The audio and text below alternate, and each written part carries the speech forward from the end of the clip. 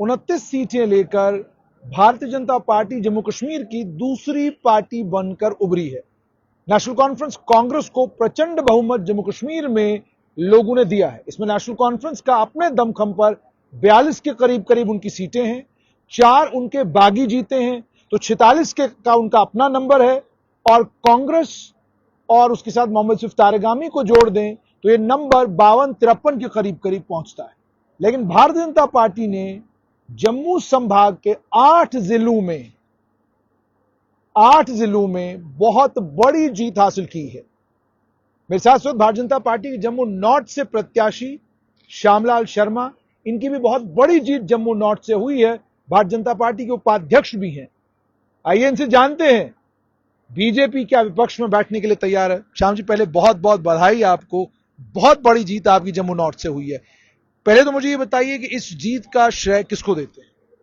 देखिए, इस जीत का श्रेय जाता है यहाँ की जनता जनार्दन को, पार्टी के संगठन के जो कार्यकर्ता हैं, पोलिंग बूथ से लेके पन्ना प्रभारी तक, और उसके बाद फिर ऊपर टॉप हायरार्की, ऊपर से अगर नीचे चलेंगे प्रोटोकॉल के हिसाब से, तो माननीय प्रधानमंत्री, यशस्वी प्रधानमंत्री श्री नरेंद्र भाई मोदी जी की सरकार की जो 10 साल की उनके सराहनीय कार्य उन्होंने किए हैं, तो ये श्रेय जो है इस तरह से जाता है, उनकी लीडरशिप को जाता है, और जो हमारी भारत की सरकार है उसको जाता है, हमारी लीडरशिप को जाता है, जिसमें हमारे यशस्वी गृह मंत्री जो एक बहुत ही अच्छे रणनीतिकार हैं, उसके साथ साथ हमारे पार्टी के राष्ट्रीय अध्यक्ष, और फिर जो हमारी प्रदेश की इकाई है, और फिर नीचे अगर आएंगे हमारे जिला होते हैं, जिला के आगे हमारे मंडल होते हैं,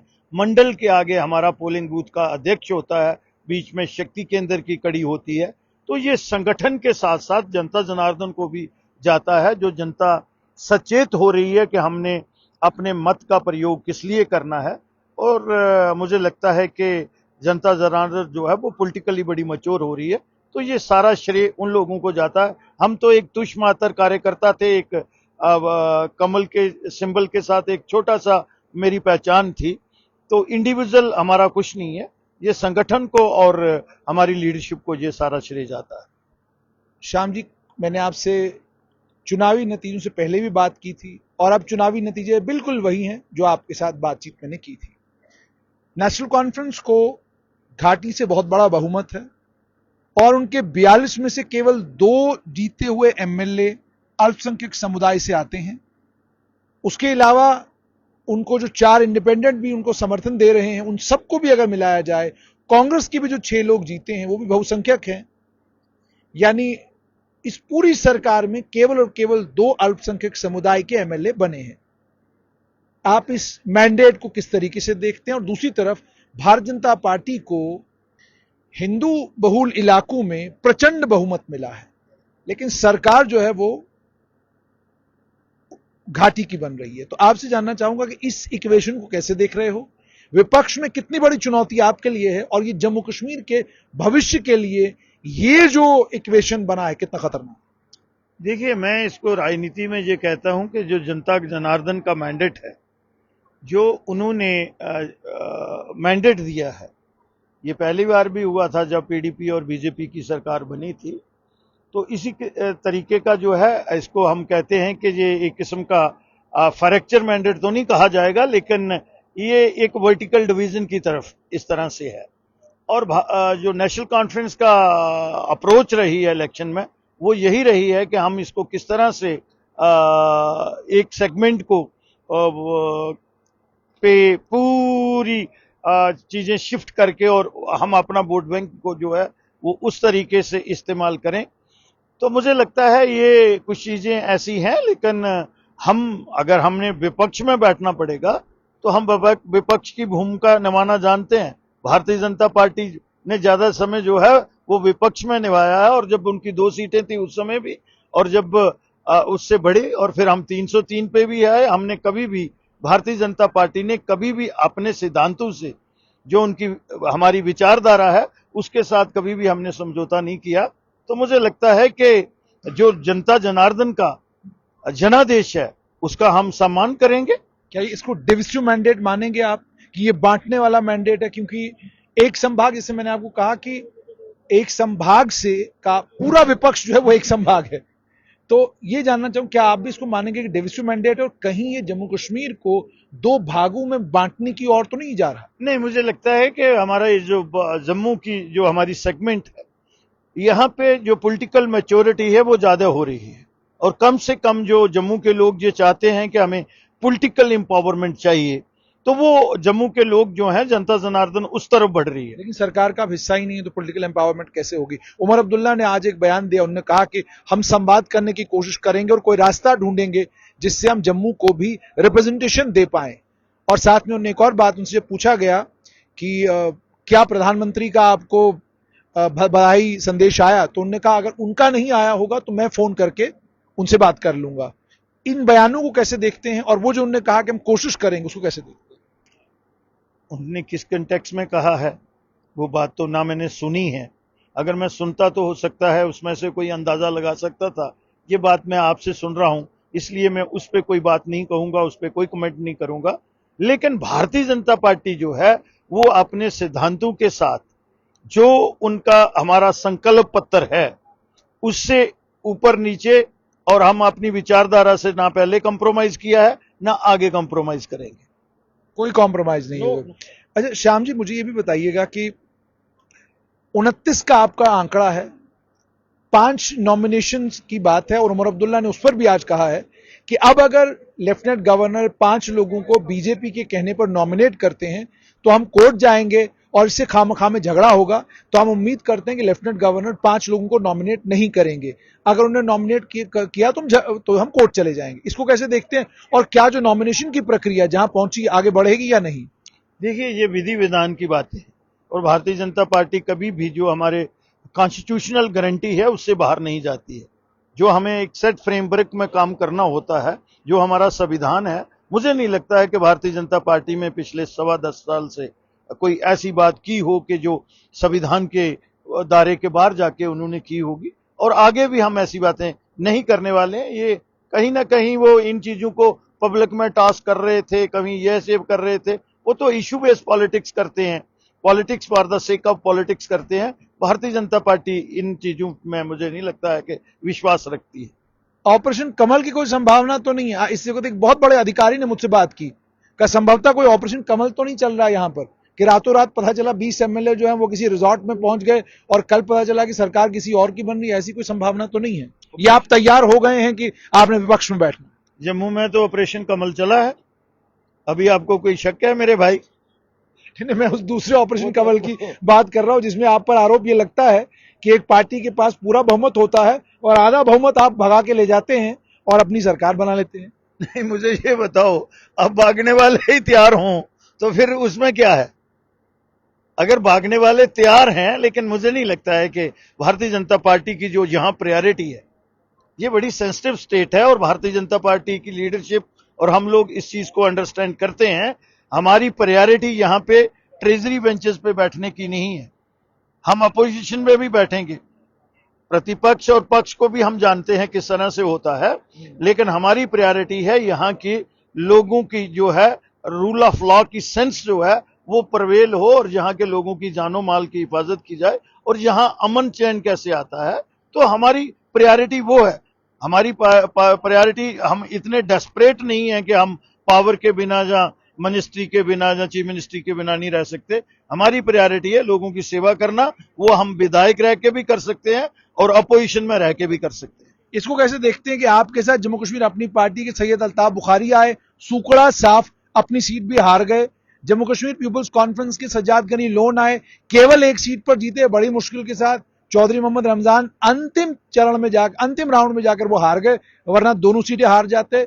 अवामी इत्तेहाद पार्टी के इंजीनियर रशीद आए, सूकड़ा साफ, एक सीट पर रह गए। और उसके बाद पीडीपी विपक्ष में आपके साथ बैठेगी, अवामी इत्तेहाद पार्टी विपक्ष में आपके साथ बैठेगी, अपनी पार्टी विपक्ष में तो रहेगी है ही नहीं, पीपल्स कॉन्फ्रेंस विपक्ष में आपके साथ। ये सूरत हाल जो बनी है, तो क्या आप भी मानेंगे कि महंगा पड़ गया घाटी की उन पार्टियों को जो आपके साथ आए, आपके साथ आना?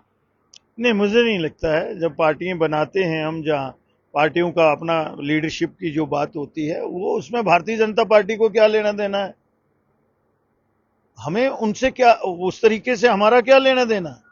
हमें तो अपनी पार्टी को वहां बढ़ाना है। हमारा वोट परसेंट तो वहां भी बढ़ा है। यहां तिरंगे को कंधा देने वाला वो कहते थे नहीं मिलता है।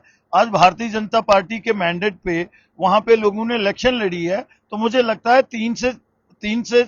3% से ज्यादा वोट बैंक हमारा वहां भी है। तो हम तो उस तरफ बढ़ रहे हैं। तो अगर वो लोग श्रिंक कर रहे हैं तो ये तो हमारी जिम्मेवारी नहीं है, ये उन लोगों की जिम्मेवारी है। अंत में मुझे श्याम जी ये बताइएगा कि अब कार्यक्रम क्या है, प्रोग्राम क्या है? प्रचंड जीत के बाद आपके यहाँ मैंने देखा जश्न वशन का माहौल है, तो इसके बाद का कार्यक्रम क्या है? क्या माता वैष्णो देवी जाएंगे, कहाँ जाएंगे? क्योंकि मैंने देखा कि ये सब चीजें आपके जीवन का एक हिस्सा है कि जीतते हैं हारते हैं तो भी मैंने आपको देखा है कि शीश झुकाने चले जाते हैं, और जीतते हैं तो तब भी ऐसा ही होता है। तो अब प्रोग्राम आगे का क्या है? देखिए, मेरा प्रोग्राम तो यही रहता है। आपको पता है मेरी दिनचर्या जो है, मेरी हमेशा ये कोशिश रहती है कि मैं जनता जनार्दन के दर्शन करता रहूं, और ये जो महान भाव है ये भी परमात्मा की एक रूप ही है, क्योंकि परमात्मा ने अपना अंश आत्मा दिया है और इंसान को बुद्धि और विवेक दी है। और उसने जब इंसान को बनाया था तो उन्होंने कहा था कि सबसे कम मैं आपके लिए हूं, क्योंकि वो जो बाकी 84 लाख जून कहा जाता है स्पीसीज जहां पे है, आप उसके भी कस्टोडियन हैं। इसलिए मुझे जम्मू नॉर्थ की जनता ने, मुझे लगता है कि प्रचंड बहुमत से मुझे जताया है, एक मुझ पे विश्वास किया है। तो मेरी जिम्मेवारी बनती है कि मैं अपने कर्म का निर्वाह जो है वो ईमानदारी से करूं, और जो खासकर उनकी रोजमर्रा की जो मुश्किलातें हैं कम से कम उनको एड्रेस तो करें। तो मेरी प्रायोरिटी यही रहेगी, मेरी रूटीन भी यही है, meet the people, meet the people, meet the people. अंत में मुझे ये बताइएगा कि आपके ही एक नेता ने मुझे कहा कि सरकार तो बनाएगी नेशनल कॉन्फ्रेंस कांग्रेस, लेकिन सरकार चलाएंगे हम, क्योंकि गृह विभाग भी हमारे पास, आईएएस ऑफिसर्स भी हमारे पास, एंटी करप्शन ब्यूरो भी हमारे पास, ये सब कुछ हमारे पास। तो वो तो केवल आकर नेता बनेंगे, मंत्री बनेंगे, लेकिन सरकार हम चलाएंगे। तो क्या आपको लग रहा है कि बैकरूम से चाबी आप देंगे, आप चलाएंगे सरकार? नहीं, सरकार को हम टो पे रखेंगे, उसको ऑलवेज ऑन टो पे रखेंगे, क्योंकि थोड़ा बहुत जानकारी हम लोगों को है कि सरकार भी कैसे चलाई जाती है और अपोजिशन भी कैसे की जाती है। तो अपोजिशन का जो पार्ट है वो वॉचडॉग होता है लोगों का एज ए कस्टोडियन। तो हम, उन्होंने इस कंटेक्स्ट में कहा होगा, ये मुझे लगता है कि आपको उन्होंने कहा होगा, जो ट्रेजरी बेंचेस को, those who are very desperate to catch the chair of CM, उन्होंने ये कहा होगा कि डर है ना अंदर, अंदर डर होगा उनके, तो ये बात कही होगी। लेकिन ये हमारे किसी साथी ने नहीं ऐसा कहा होगा। हम अपोजिशन का रोल जो है वो अपने लोगों की, जो उनके फंडामेंटल राइट्स हैं और जो यहाँ की रोजमर्रा की लोगों की मुश्किलातें हैं, उसको एड्रेस करवाने में और करने में कोई कसर नहीं छोड़ेंगे। मुझे एक और सवाल जहन में आ रहा है, क्योंकि ये बहुत इंपॉर्टेंट सवाल है। 36 बड़े नेता, मुजफ्फर हुसैन बेग, गुलाम हसन मीर, अब्दुल मजीद वानी, गुलाम मोहम्मद सरूरी, जुगल किशोर शर्मा, और कई परिवार, सौरवर्दी परिवार, किचलू परिवार, कई परिवार इस आंधी में और नजर नहीं आए। और आपके एक मित्र और आपके बड़े भाई, स्वर्गीय बड़े भाई की छत्र छाया में जिन्होंने राजनीति का एबीसी पढ़ा था, वो भी आज बहुत बुरी तरीके से छमों में पिट गए। तो ये जो इस पिटने के बीच में 36-37 बड़े नेताओं के हार के बीच में आप, देवेंद्र सिंह राणा और नेशनल कॉन्फ्रेंस के कुछ और लोग जो जीते हैं, इसको कैसे देखते हैं आप? देखिए, जिस तरफ आप इशारा कर रहे हैं, कहीं किसी ताराचंद का नाम तो नहीं दे दिया। मैं वही कह रहा हूं, आपके स्वर्गीय बड़े भाई के वो क्या कहते हैं, उनकी क्लास के वो स्टूडेंट रहे हैं, आपकी क्लास के वो स्टूडेंट रहे हैं, तो तीसरे नंबर पे उनका आना और आपके स्वर्गीय बड़े भाई के बेटे का वहां से चुनाव जीतना, सो कैसे? बड़ा प्रोटोकॉल होने से आदमी बड़ा नहीं बनता, अपने कर्म से आदमी बड़ा बनता है। और मैं तो उसको कभी वो लीडर बना ही नहीं, और ना वो लीडर बन सकता है। इसलिए मैं ऐसे लोगों को डिस्कस ही नहीं करता हूं। मैं उस समय भी भाई जी को कहता था, भैया को, इसके साथ क्या कहना है, ये चलता है, ये टेम्परेरी फेस होते हैं। Leader never die. लीडर जो होता है वो कब्र से भी पैदा होता है। आजकल हम विधायक बनते हैं, एमएलए बनते हैं, मिनिस्टर बनते हैं, एमपी बनते हैं। These are the temporary post and face, but leader never die, वो कवर से भी पैदा होगा, जो लोगों के साथ जुड़ा हुआ लीडर है। तो ये चीजें प्रूव करती हैं, आपकी वर्थ को प्रूव करती हैं कि वेयर यू स्टैंड। तो इसलिए उनकी बात नहीं है। हम लोगों ने भी कोशिश करते हैं कि लोगों के साथ मिलजुल के रहें, तो लोग भी इतना ही प्यार और दुलार देते हैं। ये लोग समय के साथ जो है, कभी डेस्टिनी ने कुछ अच्छी चीजें लिखी होती हैं तो उसके साथ चलती है। बाकी हमारी जो अप्रोच है, जो आपने कहा नेशनल कॉन्फ्रेंस से आए हुए, हम जनता से जुड़े हुए लोग, हम जनता से जुड़े हुए लोग हैं, और हमारा जो अप्रोच है वो बड़ी सार्थक है कि हमें लोगों की सेवा करनी है। लोग जो मर्जी कहते रहें, और आज उन तमाम चीजों को जो आप कह रहे हैं कि डायनेस्टी रूल की तरफ आपने इशारा किया है, तो वो उन लोगों को जनता जनार्दन ने जगह बता दी कि वेयर यू स्टैंड। बड़े बड़े लीडर जहां, एक बहुत बड़े लीडर रहे हैं, जहां लंबा कद रहा है, 60 साल पावर में रहे हैं, आज उनका एड्रेस ही कहीं नजर नहीं आ रहा। उनकी पूरी पार्टी साफ हो गई। पार्टी तो मुझे कहीं नजर ही नहीं आती, वो खुद ही साफ हो गए और पार्टी भी साफ हो गई। इसलिए ये जो लोग हैं ये लीडर नहीं बन सके, और यही मैं कहता हूं कि जम्मू में लीडरशिप वैक्यूम रहा। वो वैक्यूम कहीं ना कहीं अब किसी ना किसी तरीके से यंग जनरेशन और बाकी चीजें जो है वो उसको फिल करेंगी। इन चीजों से जब इस किस्म की परिस्थितियां, इस किस्म की सिचुएशन अमर्ज होती है, तो उसी से सोल्यूशन भी निकलते हैं। बहुत बहुत शुक्रिया। तो आपने सुन लिया कि भारतीय जनता पार्टी के नेता और जम्मू नॉर्थ से अब एमएलए श्यामलाल शर्मा का साफ तौर पर यह कहना है, लीडर कभी नहीं मरता।